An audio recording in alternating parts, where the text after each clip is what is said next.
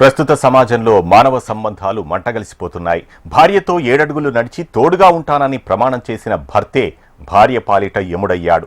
ఈ దారుణం హైదరాబాద్లోని నల్లకుంటలో చోటు చేసుకుంది. నల్గొండ జిల్లా హుజూర్ నగర్కి చెందిన వెంకటేష్, త్రివేణి ఇద్దరు పిల్లలతో నల్లకుంటలో ఉంటున్నారు. త్రివేణిపై అనుమానం పెంచుకున్న భర్త రోజూ గొడవ పడేవాడు. భర్త వేధింపులు తాళలేక త్రివేణి పుట్టింటికి వెళ్ళింది. ఇటీవల త్రివేణి హైదరాబాద్కు రావడంతో ఆమెతో వెంకటేష్ మళ్లీ గొడవ పడ్డాడు.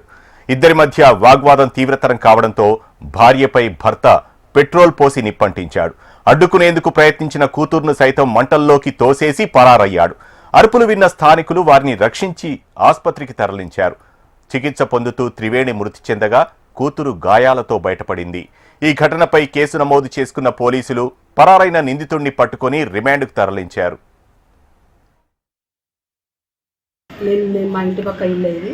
అమ్మాయి పేరు త్రివేణి, ఆ అబ్బాయి ఆయన పేరు వెంకటేష్. వాళ్ళు రెంట్కి వచ్చి మంచిగా కొన్ని రోజులకు మంచిగానే ఉండు.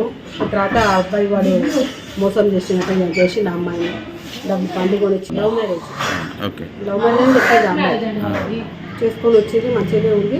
ఆ బండి అమ్మేసుకున్నాడు అమ్మ చెప్పకుండా. ఇక అప్పటి నుంచి స్టార్ట్ అయింది వాడు ఇంట్లో గొడవ అయిపోతే అందరం చెప్పినాం కూడా. ఇక్కడ కూడా వాడు చేయలేదు. ఇక్కడ గొడవ పెట్టుకొని మనం తీసుకుపోయి పోలీసులు పట్టిస్తే పోలీసులు వచ్చి ఇంటికి వచ్చి పోలీసులు తీసుకొని పోయారు. ఏం యాక్షన్ తీసుకోలేదు, ఏం చేయలేదు. భూమి తీసుకుపోయారు, పంచాయతీ పెట్టి ఇప్పుడు సామాన్ చేసేది. ఆయన రాలేగా ఇంటికి. అమ్మ ఒక్కటే 2 పిల్లలు పెట్టుకొని అమ్మ దగ్గర పిల్లలు పెట్టి పని ఇది వచ్చేది.